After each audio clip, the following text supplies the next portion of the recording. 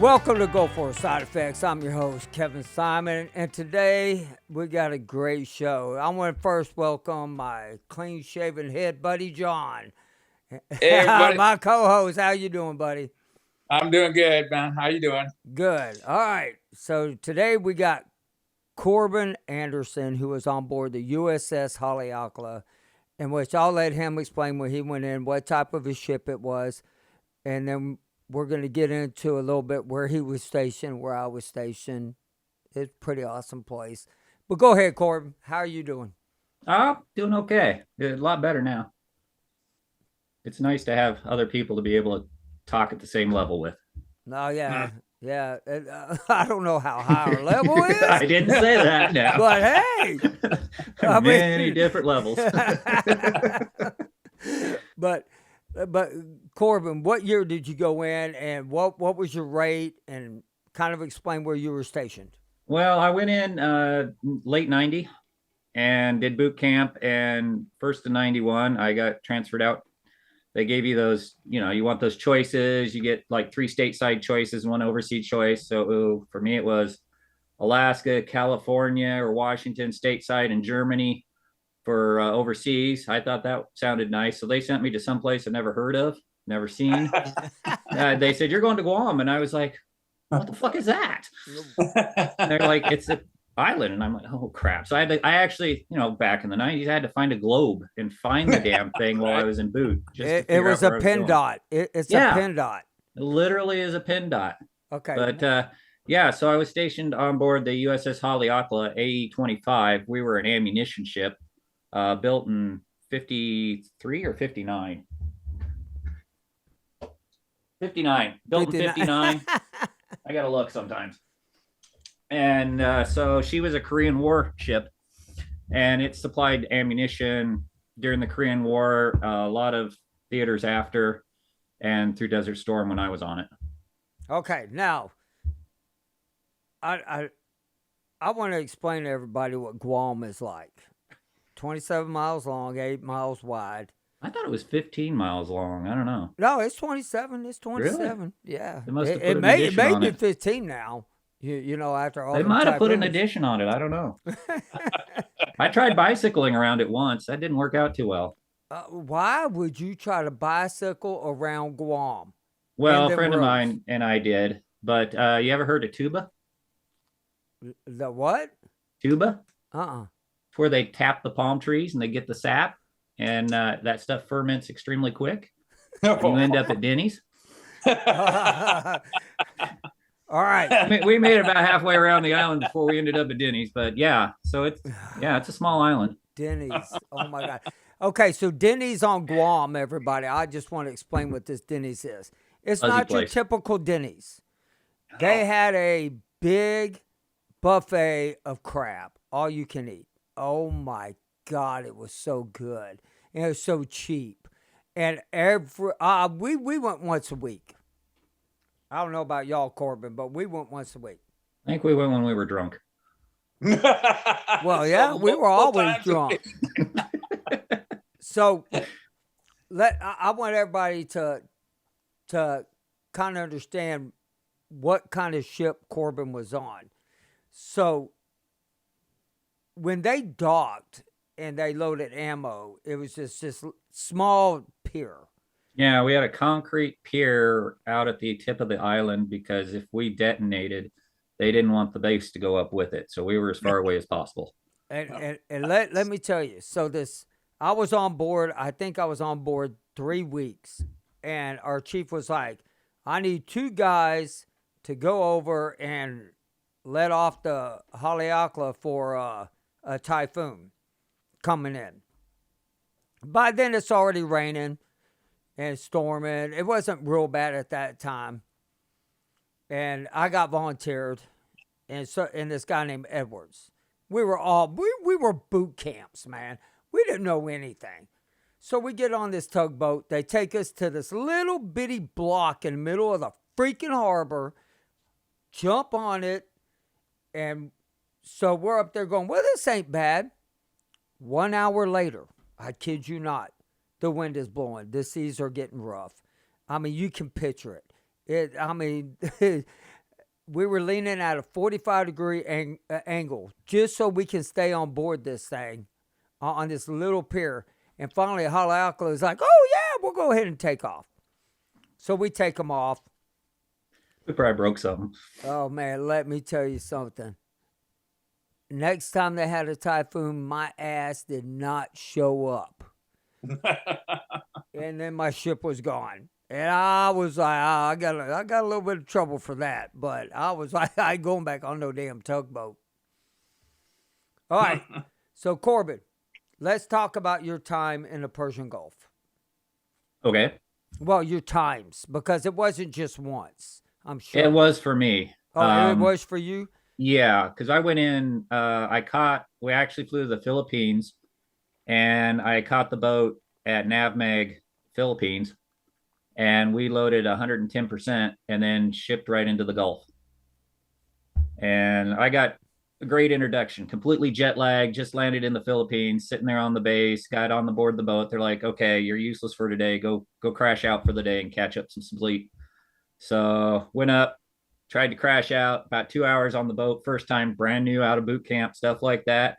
Fire in the head right next to my berthing. It was like, oh crap, that's an introduction. Wow. Somebody lit a fire in there? What? Something caught on fire. What they do? Sit on a shitter and then light their farts or something?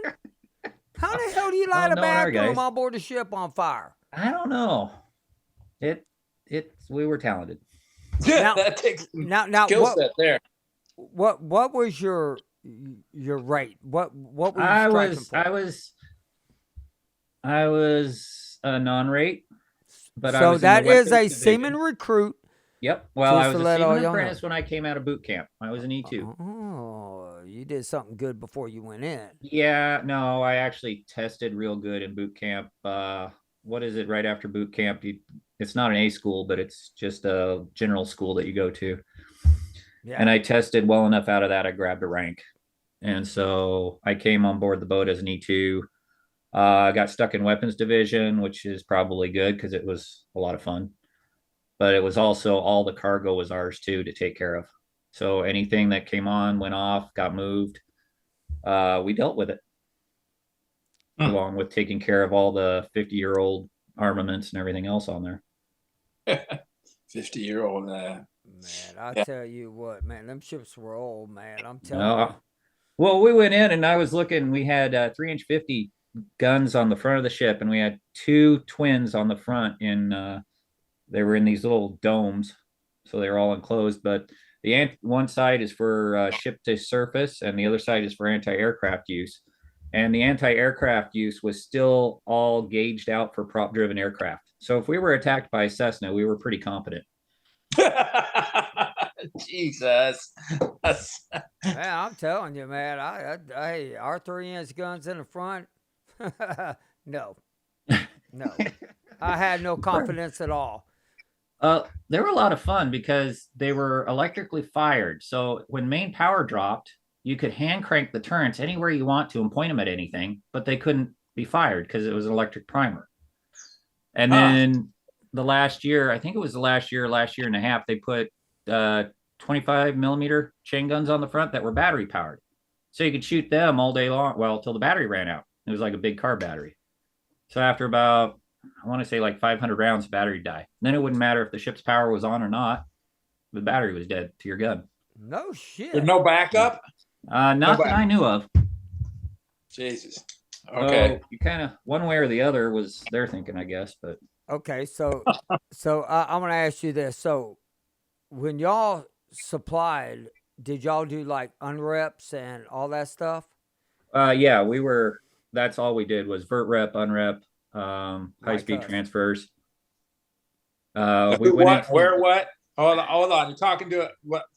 So the third guy. Sorry, I forgot. There's an Army guy involved. There's an Army dude in here, so I don't know what the hell y'all just said. So vert reps are with helicopters. The helicopters will pick up a load, go land it on their flight deck, and then unreps were 2 ships going side by side and sending cargo over at the same time while you're moving in the water.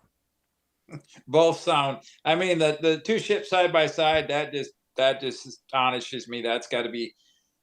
Do you No. guys do that in bad weather too, Oh or do you avoid yeah. that like the plague? I think the biggest we took on board the USS LaSalle. Yeah, USS Oh, LaSalle.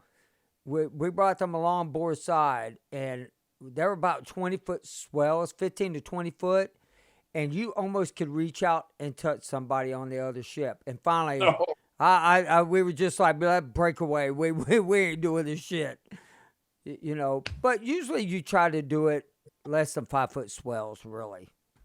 Oh, okay. and the ships generate their own swells between them that are amazing at sometimes. We did the USS Midway when we went into the Gulf, and I think she was the oldest carrier at the time.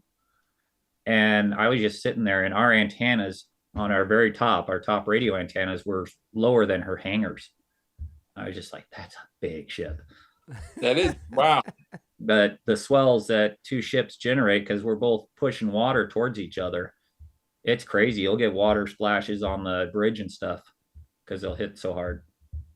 Oh yeah, yeah, man. I tell you what, when you go through a typhoon, I've been through 3 typhoons, three. Yeah. So when the first one, when we got on board, it was a typhoon and a cyclone hit Guam at the same time. And when you pull out to sea, oh my God. I mean, don't go to Macombo's, which was a bar, and try to drink it dry and go back on board. Your commanding officer is not very happy with you, boats and mates. Try When and we were drink it. pulling in them line, we were laughing so hard. We had a good time. And then while we were on the bridge, we were not feeling too good. We had trash cans next to us. It was not a fun deal. But, I mean, you're hitting 40 to 48-foot swells out Yeah. there. We were coming back, I think, from the States. Now I will say my memory is spotty on some things, but so I'm sure somebody will correct me later. But we got stuck between two typhoons, one ahead of us, one behind us. I think between Hawaii and Guam, and it was the only time that we had a rack break loose, which is three beds stacked on top of each other in a metal frame, and it broke loose and wandered around our berthing section for a little while before we tied it to the overhead. And that same time, we had to have watches down in the cargo holds to make sure nothing shifted. And I was in the number one cargo hold up at the very bow. And that was the only time that I ever got seasick, but my chair was leaving me when we'd go down a swell.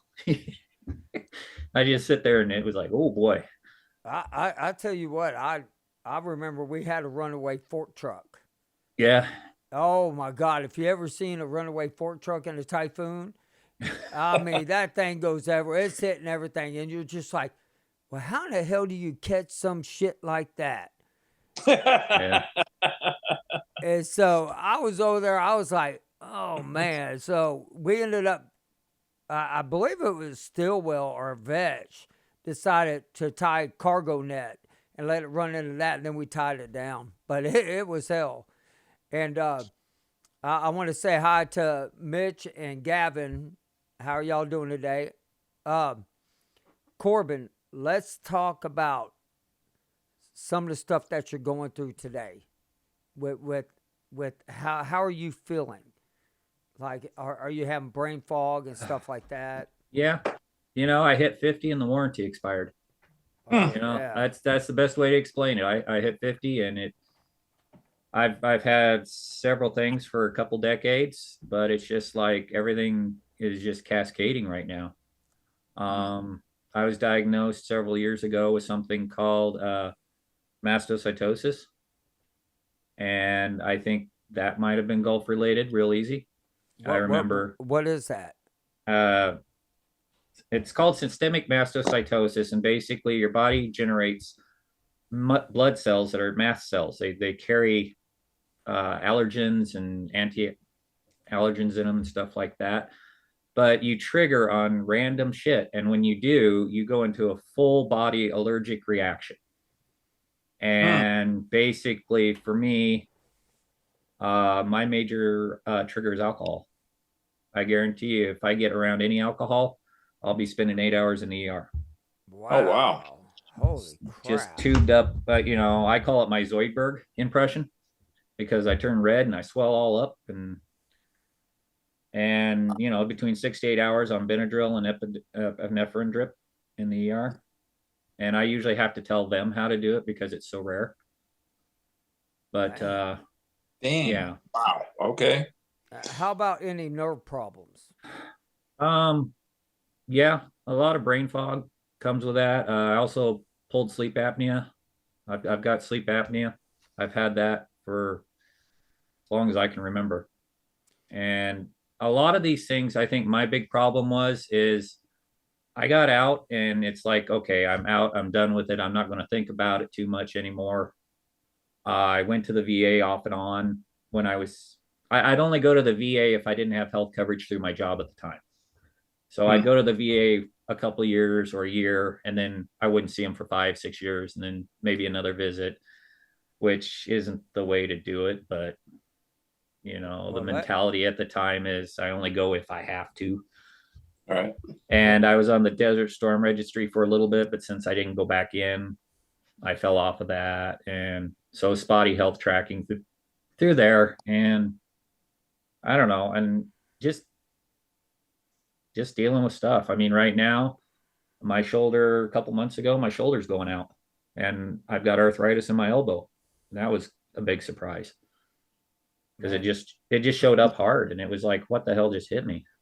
How about fatigue? Are you fatigued at all? Oh yeah. Chronic fatigue all the time. That's the one thing I feel like daily I'm noticing how tired I am. And it's like when you don't do anything, but you're completely exhausted. And it's like, what the fuck have I done? I haven't done anything today. And yet I'm wasted. I'm just totally wiped out. Now I'm about to blow both of y'all's minds. So my wife is doing nursing school and she is learning one thing about go for illness. ALS. Oh, don't say that. Don't say that. I bullshit you not. ALS is common in Gulf War veterans because of the chemicals. I want to say Lou Gehrig's. Is that all? It's Lou Gehrig's. And I said, don't say that because my mother passed away from ALS. Yeah. So I know how you're encapsulated in your own body and you don't lose your right. And so, but what surprised me is, so it's Parkinson's and essential tremors. I'm getting shakes. And that, I take medicine from it. From it. The medicine I take is Promadone. And I actually, there's a guy that's never been in the military, but when he comes in, he shakes real bad. And I told him about Promadone. And he talked to his doctor. They put him on it. And he came in and says it's the first time he's been able to type. Nice. In 3 years because of Promadone. That's cool. So anybody out there listening, y'all all need to kind of think about, if you're having essential tremors, talk to your doctor. I think the VA prescribes the Promadone more than anybody. But I haven't been diagnosed with some of that stuff yet, but I'm getting there because I just went in. We had a new clinic open and I just went in and my wife and I sat down and we made a list. Brand new doctor, brand new clinic. We hit her with 20 things. And she's like, well, let's look at the first 10 and we'll go from there. But yeah, I ribboned on rifle and stuff. And I used to be a real avid shooter, but I'm random shakes. You just sit there and my wife's going, you're shaking. And I'm like, okay. Yeah. I mean, but there are signs that guys, y'all need to pay attention to. The twerking. Like you're laying down at night and you're twerking. If you're saying twerking, not twerking? Well, same thing. Shake. Twerk. Hey, I like twerking. Never mind. Tweaking. Oh, I don't want to hear about that. I didn't say anything about my little ass, John. No, you didn't have to. It was insinuated. Why are you even thinking about my little ass, John? Here we go. See, Jesus. See, That's how I Corbin, get John to laugh. That's how I get John to laugh. I'll just say my little ass, and he'll be like, God, because you always talk about your ass at some given point in any conversation. Kevin has to talk about his ass. And "Hey," but I mean, honestly, in on with everything that is going on with the Gulf War veterans, Parkinson's, tremors, and ALS. I mean, the more and more that I'm reading about it, I'm understanding what stuff is. It's scary. It Yeah. is. Yeah, I will tell you personally, I was looking into it because I kind of got a late start on all of this. To me, getting out of the service, moving on with my life, ignoring common things unless it put me in the hospital. There was a lot of that. And then just when I started researching stuff, I started looking at Gulf War vets on, there's a group on Facebook I'm in, and they're Gulf War vets from around the world. And, you know, the simple question was put out there, do you guys remember any chemical exposure out there? And then, because I was trying to get stuff together for my claim. And then, so I was like, you know, let's find a commonality out there or something that I can show. And all of a sudden, all these responses kept coming in. And all the responses from foreign countries were that, yes, we documented exposure. All of our responses from all these ships were around the same time. They had all these malfunctions of their detector gear, or the detector gear was deemed to be improperly placed. And honestly, that hit me so freaking hard. It was, you know, I've always been, oh yeah, I was in the Gulf, you know, shit happened, I'm sure. Doesn't bother me right now. But it, you know, seeing all that and all the responses, it shook me to the core and it scared the hell out of me. Because it's just like, oh shit, because it really makes it real. Yeah, it does, but you can't obsess about it. You can't. Right. Yeah, but there are guys out there who are. There are guys who I talk to that literally like, sometimes I just can't shake this. I'm like, you got to. Yeah. You got to, but if you remind yourself every day when you wake up, look, I got a purpose. I got to do this. Find that purpose. That's really what it amounts to. I think in a lot of people, you know, after a certain virus hit, I can't say it on here, they'll take my damn site down. Things changed in this world. Yeah. And people got to get back in to that mindset of, hey, you know what? We got to get back into the groove of things. I mean, like I see a lot of stuff in between TikTok. I seen stuff, you know, Instagram, all this stuff about, you know, what caused Gulf War this, what caused Gulf War this. But really, truly, Dr. Haley is really the only one that has put itself out there and say, hey, you know what? These guys suffer from all elements out there. And his report was done years ago with the ALS I was telling you about. And I was like, well, son of a bitch. I was like, what else are we going to find out? That our toes are going to fall off in 5 years? Well, one of the things is there was a movie that came out a few years after I was out. I don't know if you remember, called Thanks of a Grateful Nation. Yes. And it was a movie that really covered what happened to veterans coming out of Gulf War. And it disappeared pretty quickly. Then it was renamed. I just found it, a couple weeks ago. I just found it, and it was retitled The Gulf War. And because I've been looking for that movie off and on over the years, just to show people, you know, that, hey, something did happen. It was covered up a lot like Agent Orange and that kind of stuff. That's basically the same treatment. Now, so well, go ahead, John. No, I was just going to ask Corbin. So, where'd you find the Gulf War movie at? What, like Netflix or Hulu or? I'm trying to remember. I think it's on Roku channel, maybe, because I just searched. I use Roku, and so I just searched in the Roku, and it came up that way. Because I'd like to watch it. I've never watched it. I mean, I know we were talking earlier, Corbin.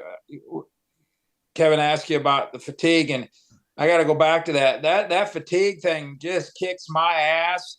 You know, like you said, Corbin, you go do something or very little of anything, and you just come back and you hit your recliner wherever you feel comfortable at, and it's like you almost just fight to keep your eyes open. You're like, what in the hell? You know, and you've done what we would most of us would say a whole lot of nothing.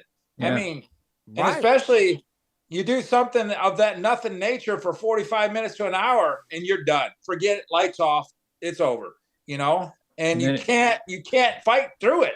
There's no fighting through it. and It's then just if you like, got sleep apnea on top of it, you can't just crash out on your couch because you stop breathing.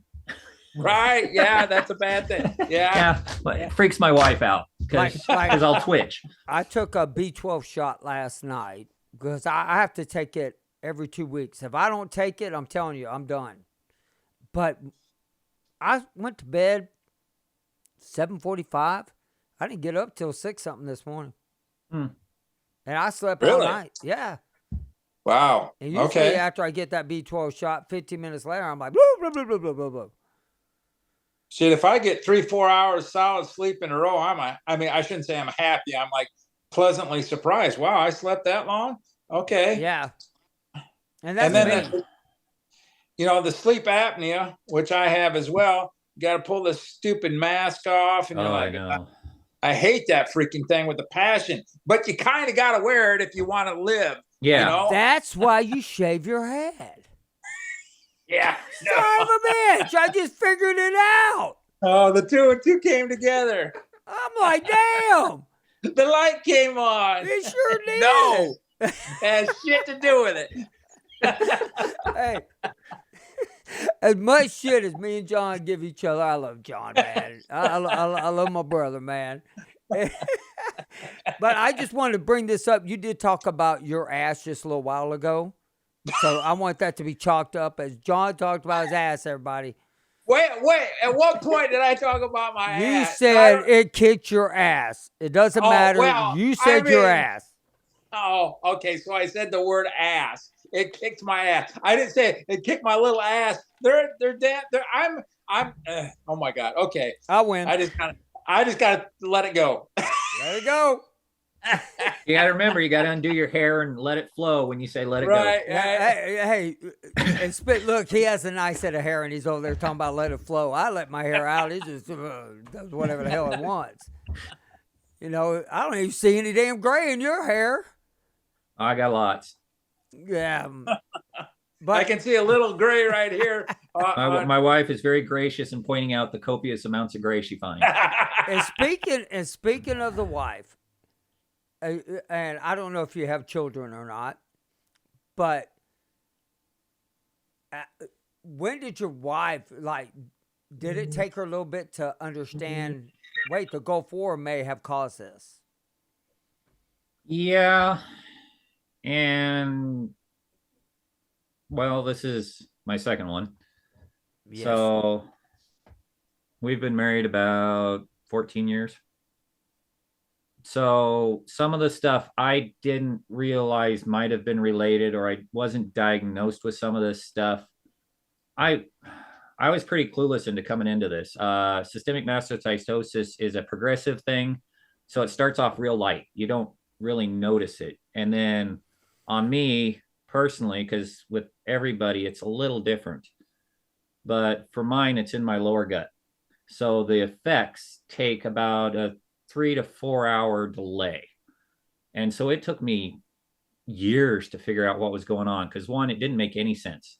I could be eating something or drinking something, and all of a sudden I break out in hives all over my body, and my blood pressure drops, and I turn bright red, and then I start going into shock. And so, and it's just like, because it started out real mild. Oh, wow, I have an itch. And then it would go away. And then it'd be like, oh, I've got this hive, go take a cold shower, go away. And then it just, as the attacks kept coming, it got worse.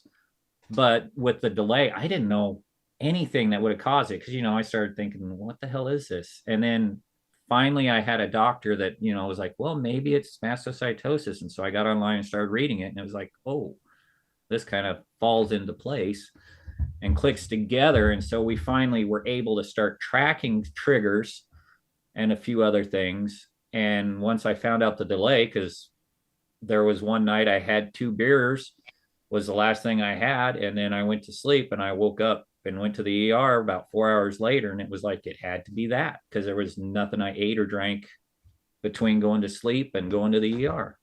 Huh. But it was 4 hours later, which really throws you off, because you can do a lot in 4 hours. You can, have another meal and, oh, maybe I was allergic to corn, but that's not it. Because I had corn the day before, it was fine, or something like that. Huh. Well, I'll tell you what's crazy is, when I sat down, I was talking, just regular talking to counselor, everybody, not just asking questions. And she asked me about, have you been married before? And I said, yeah. She said, she finds more Gulf War veterans have been married more than 2 times. Really? That's interesting. More than regular veterans? Yeah. Because every veteran I know of, well, except maybe a couple, have been multiple marriages. No, she's talking about like 3 marriages. That's what she was talking about. The more she's finding out. Do we get a bulk discount? Wow. Not in the divorce part. I'm just kidding, everybody. Don't get mad at me. I'm just kidding, but it's true. You don't get a discount. We do have one kid. I have one child. She came with 2, which were great. And the one we have together, he does have health issues.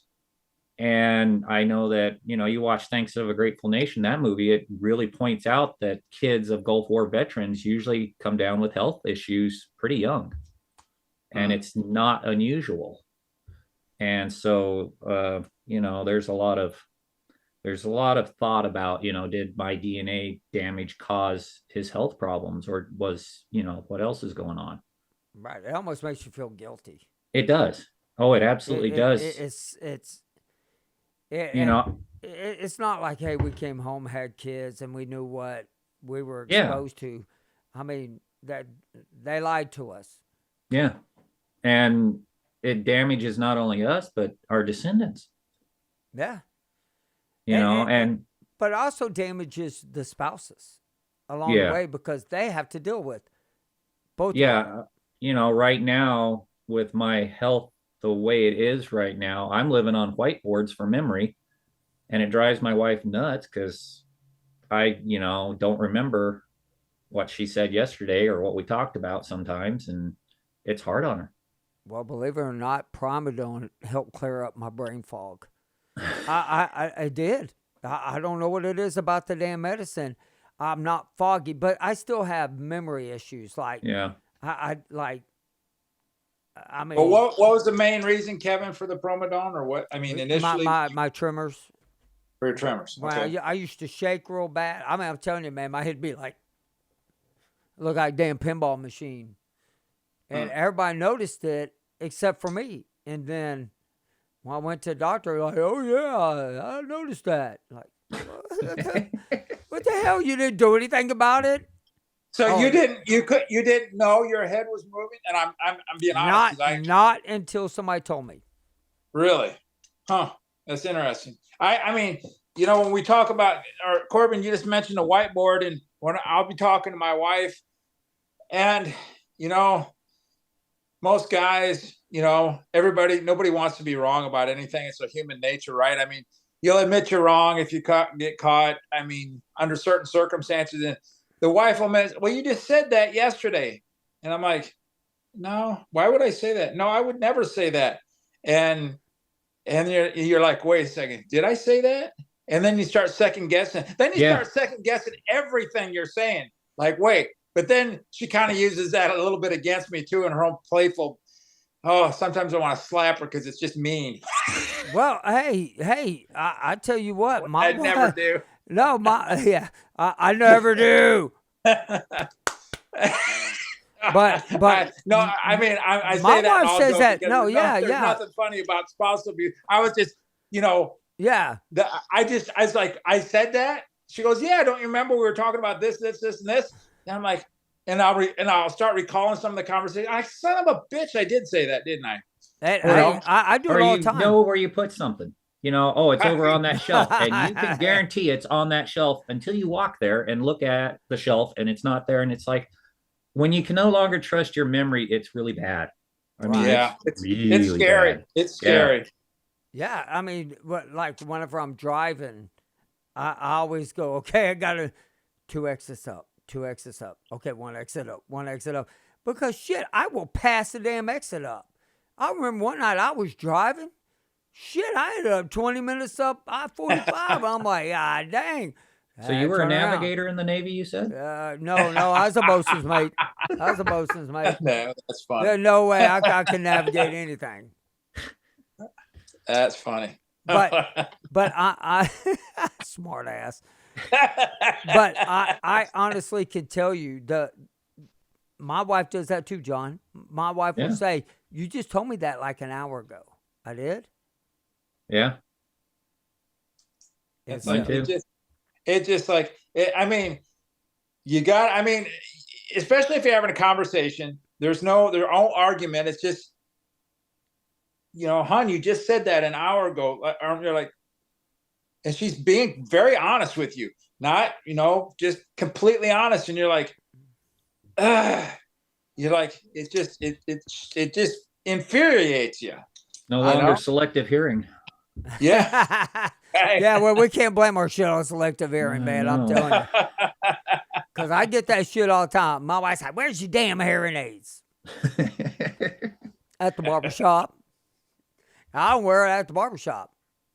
Because you have to wear hearing aids? Oh, yeah, man. The ringing in my ears are so loud.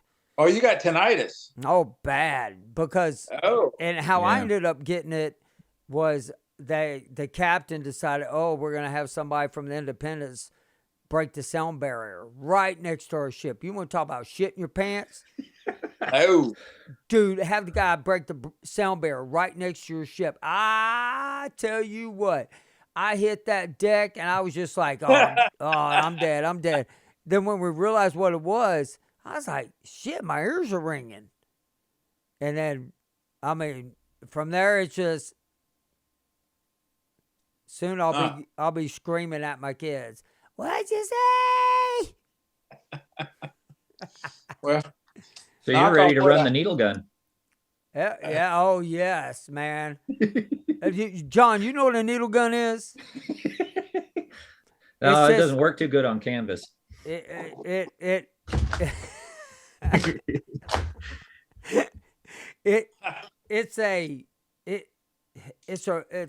a pneumatic hammer. What it is, it has like 20 different type looking nails coming at the end. And when you press that button, you put it up against that wall, it chips that paint. Oh. It's badass, man. Man, the first time I got to do that, it's like, brrr, it's loud. It is loud. Why don't they just call it a pneumatic hammer? But because it's got all the needles coming out the end. Yeah, man, looks like needles. Literally has things literally like needles. Yeah. Well, yeah, they're like 20 little rods. They're thin rods that come out the end. And that's what you use to take paint off the side of a ship with. Yep. Yeah. It's really cool if you hit your buddy with it too. No, freaking badass, right in the elbow. No, we never do that. Yeah, okay. Whatever. I ain't the only dumbass that ever did it.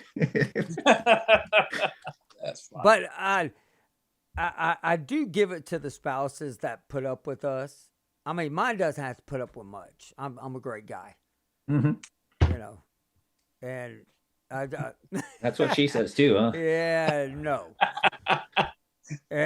But but as far as like I have my oldest son, he's just a defect. I mean, that's it. He's he's his own self. And if he's listening, I love you, son. Really. Jesus. But and then I have my middle one who is not, affected by it at all, because it was a his and her child, and then our child together, our daughter has it, and I mean, and so, like she'll be standing somewhere, can pass out. Yes, POTS. Yeah, it sucks. And POTS is closely related to mastocytosis. It's most people with one or the other can be diagnosed with both. Wow. Yeah. It's And not uncommon, let's say, to put it in the groups that I'm in for people to have both. really, Yeah. Wow. and, Okay.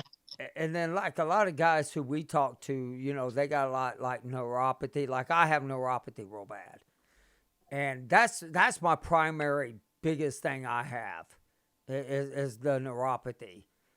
I mean, I had it since I started feeling it around 40, and I'm 52. Yeah, I'm 52. Man, by the time I'm 60, I just wonder if I'm going to be able to walk. That's the part that sucks. Yeah. And then I had a neurologist tell me, oh, but your nerves can, they can heal themselves. No, they can't. Tell me one person that's healed from neuropathy, you dumbass. Well, my mom has to a Really? point. Yeah, she had all the nerves in her legs go out, and then they regrew. Well, that's because she probably had some ailment that happened. Yeah. Right. But once you get neuropathy and you've had it, like my Yeah. B12 went down to 70, and it was at 70 for like 6 months. So my nerves are completely damaged. They wanted to do another nerve test on me. I was like, kiss my ass. No. Hell no. Them nerve tests hurt. And I'm a sissy. I mean, I'll be honest, man. I don't, you're not sticking a needle in between my toes, through my ankles, none of that bullshit. No, thank you. I got a question for you then. Okay. Does it take more anesthetic when they do like a local? Does it take more anesthetic for you to numb out? I don't know because I haven't been cut on yet. Because like with me, I've had several like little tiny minor things where they've had to use locals, but they had to use like twice as much before I'd numb out. I always Because the found that pain was so interesting. bad. I just could feel it. It wasn't so bad. It was just like, can you feel that? And I'm like, yeah. Ooh. Now, why would you tell me that now? They're going to go, and we're going to operate on you. I'm going to be like, oh, no, you're not. No. Well, okay. I talked to Corbin today, and he said he could feel it. What kind of good shit you got for me? It's that whole, brain fog and everything just jumps and relates to something else. So I got that squirrel syndrome going. You said nerves. I said, oh, yeah. That reminds me. And like my fingers, like these 3 fingers on this side are completely numb. These 3 right here burn. It's just like, come on. I mean, at least my cutting fingers are fine. Your cutting finger? Oh, your barbershop. Yeah, for a barbershop. Okay. So. Hey, Corbin. So this is because I tend to wait till the end of the show, but when we're off, don't hang up. We still want to chat after we hang up the line, so to speak. Okay.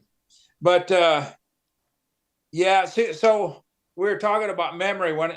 How many times are you guys talking to somebody and you're talking, and completely forget your train of thought, and you're like, and you're hoping and praying they pick up the conversation because you don't even know where you're at. What would you say?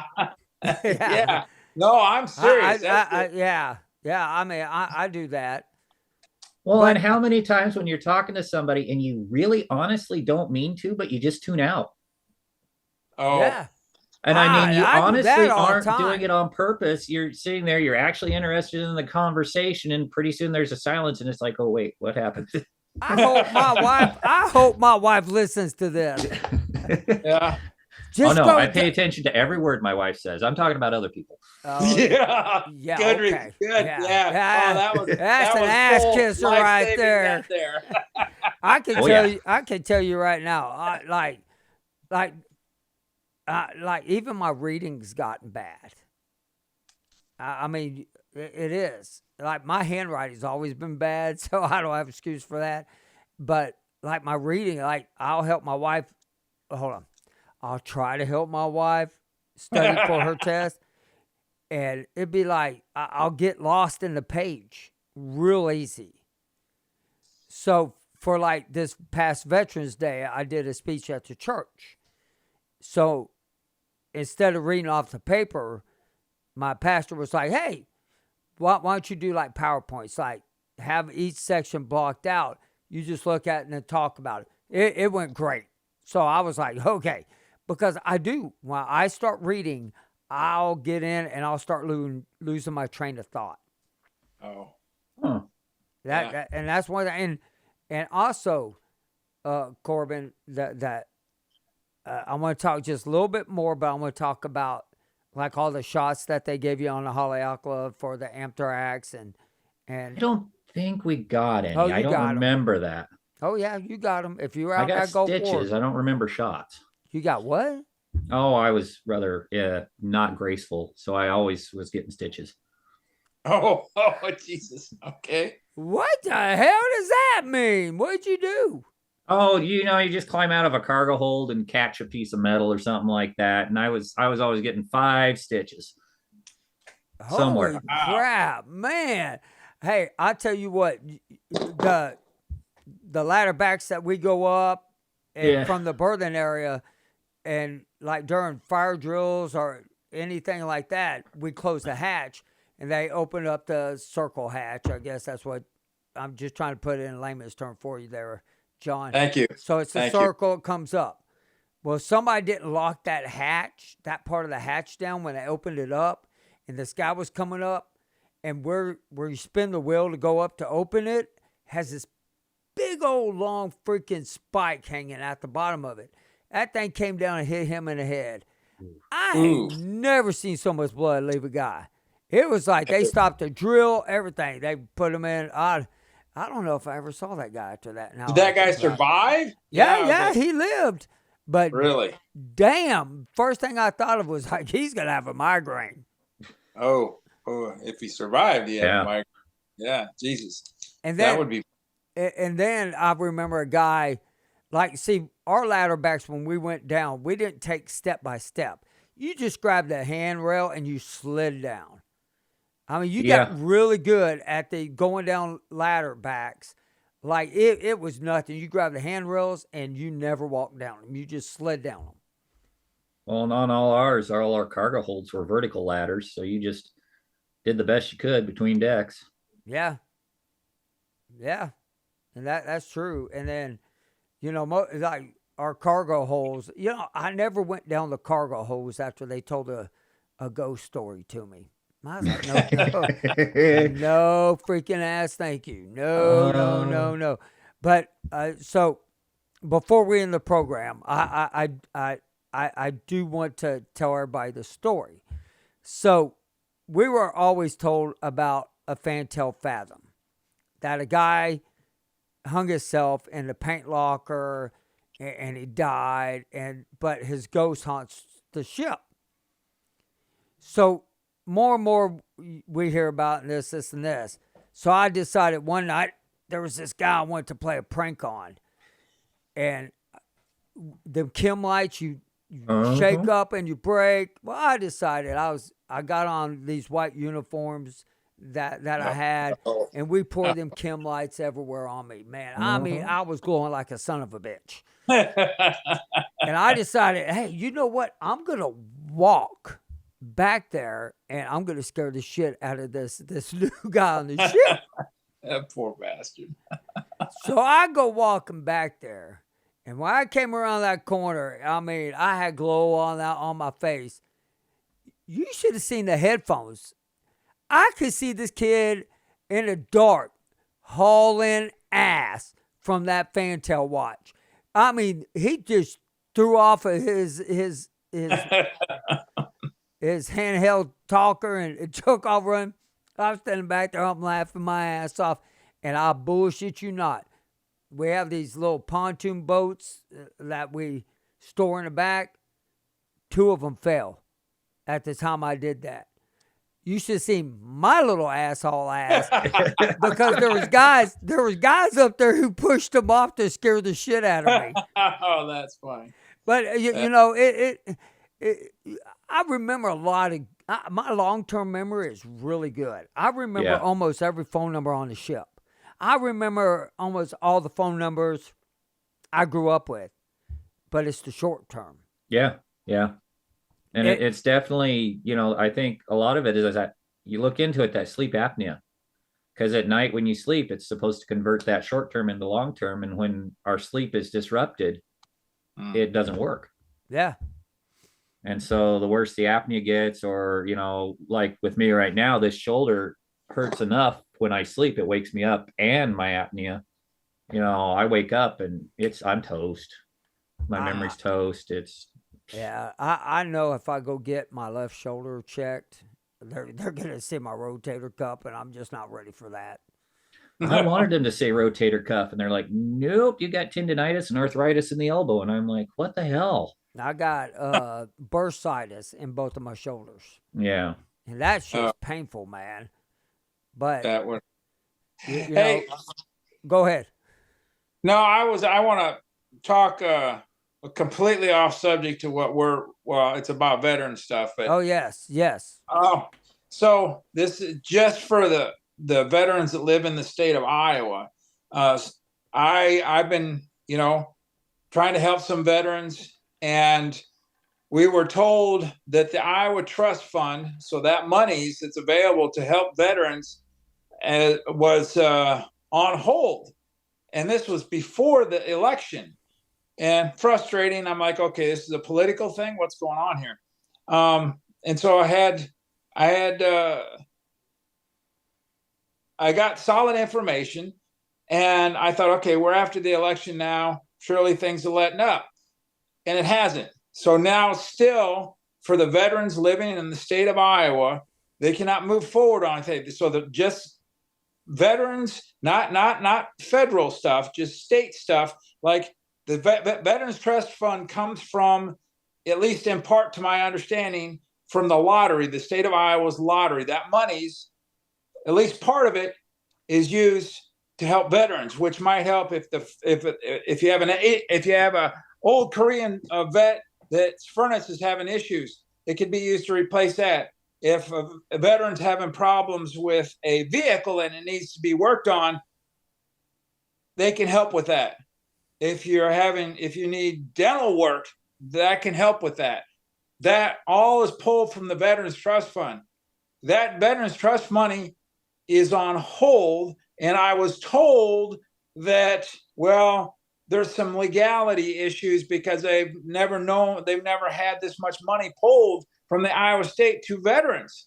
And I'm like, that sounds a little fishy to me. Wait a second, all of a sudden now we don't have enough money, but other monies were negated to be brought in because we didn't want grant money from the federal government to help educational department, because we being our state would have to pony back some money to get that grant. And I'm like, all this money that's mixing around, but yet, and I'm all about kids in their education. That's fine. It is what it is.